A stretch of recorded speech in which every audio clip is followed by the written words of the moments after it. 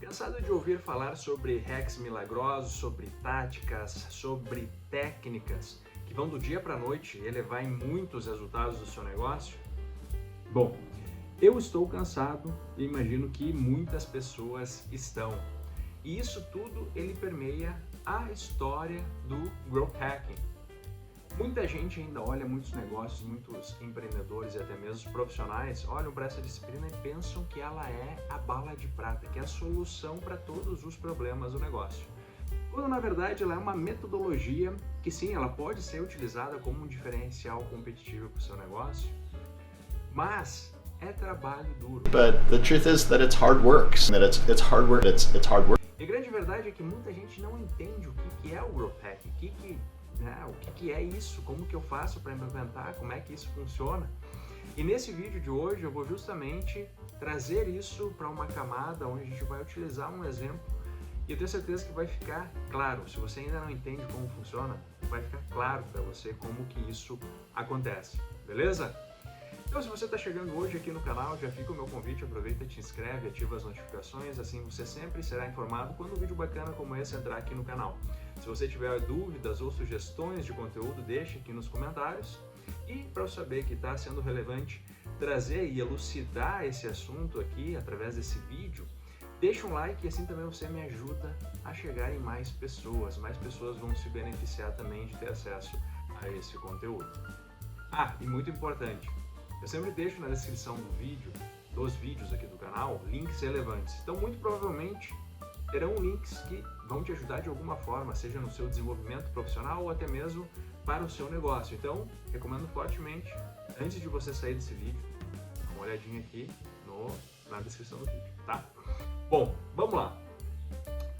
O Growth Hacking ela é uma metodologia dividida em etapas. E a lógica é que a gente siga a metodologia para que ela funcione, beleza? Primeiramente, o que eu vou fazer aqui? Eu vou fazer o passo a passo dessa roda, desse ciclo virtuoso, para a gente entender quais são as etapas. E aí eu vou trazer um exemplo na prática. Como que isso aconteceria? Everton, como é que eu faço então para pegar e trazer isso para minha realidade? A gente vai ver isso hoje com um exemplo prático, beleza? Então o que nós temos? Qual que é o primeiro ponto, tá? O Growth Hacking está muito conectado com o método científico. Se a gente for pegar e entender as etapas do método científico, é muito parecido, tá? Tem algumas peculiaridades e uma estrutura, tá? Um pouco diferente e proprietária, posso assim dizer, que eu gosto de implementar essa metodologia. Ela é basicamente o que todo mundo entende sobre, mas eu vou trazer aqui as etapas e aí você vai entender. A primeira delas é a análise, tá? Também existe no método científico, a análise, né? Entender o contexto. E eu chamo essa aqui de Data Driven Insights, porque a gente vai olhar para dados. E a gente vai olhar para esses dados e vai procurar alguma oportunidade ou um problema a ser resolvido, beleza? O próximo passo é a ideação, tá? Ou seja, um brainstorming com um time. Você traz o problema, o desafio, e aí une especialistas dentro daquele desafio para trazerem ideias, né? Pensar em hipóteses de resolução e trazerem as suas ideias. Esse é o passo 2. Passo 3 é a priorização, ou seja, o experimento em si. Esses são os experimentos, agora a gente precisa priorizar. Pensa, de um brainstorm sairão muitas ideias, só que a gente tem que apostar naquilo que vai demandar menos esforço e um potencial maior de resultado. E aí entra então a priorização através da matriz ICE. Tem outras formas de priorizar, mas a mais conhecida é a matriz ICE. Passou o ponto 3, o que a gente vai fazer? A gente vai para a implementação. Então, como que a gente vai implementar isso?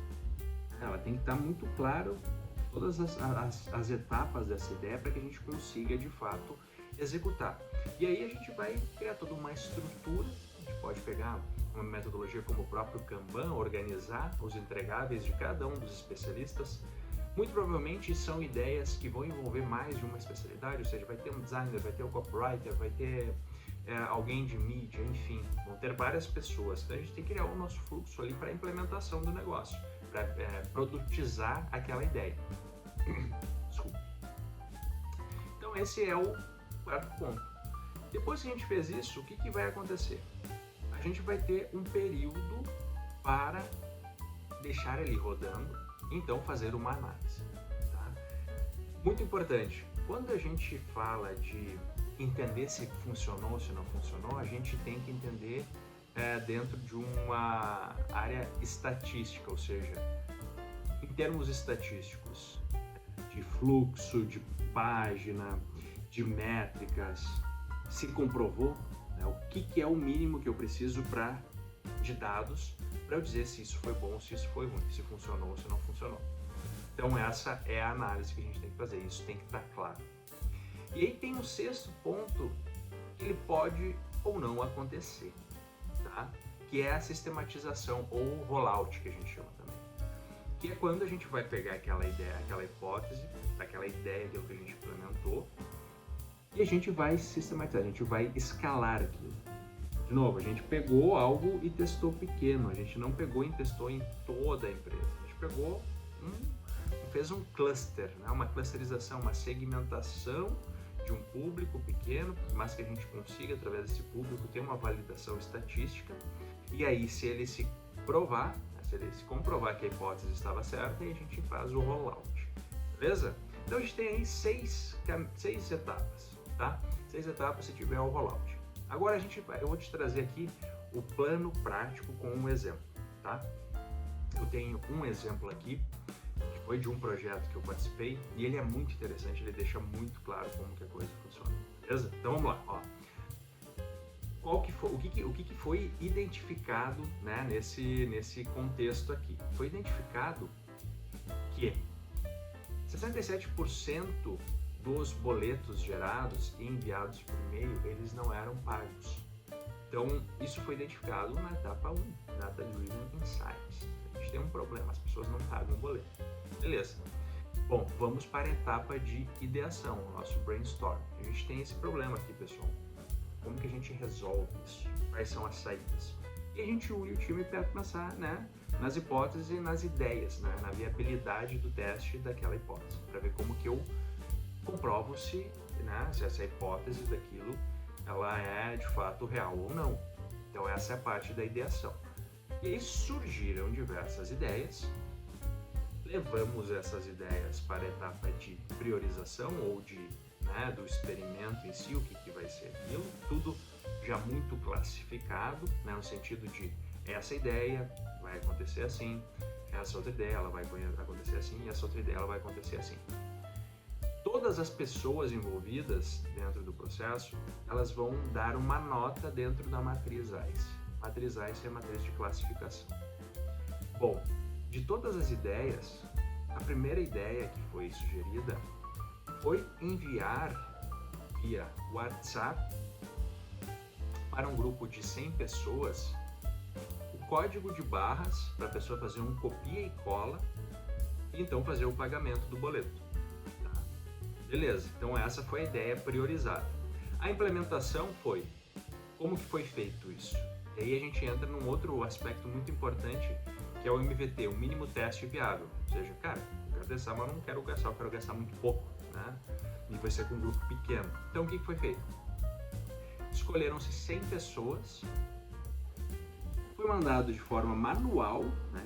Foi feito um texto, foi disponibilizado o código de barras, foi mandado de forma manual para 100 pessoas o código de barras para elas fazerem o pagamento. Beleza. Análise. Saímos do ponto de implementação, né? Então foi disparado, foi enviado. Qual foi a análise?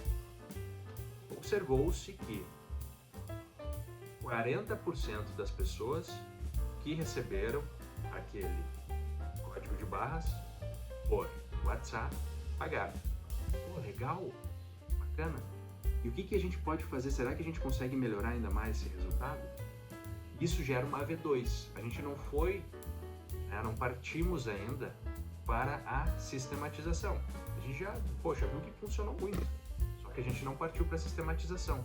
O que a gente fez? A gente fez uma V2, a gente melhorou o texto, a gente, enfim, deu uma incrementada na comunicação e a gente mandou de novo.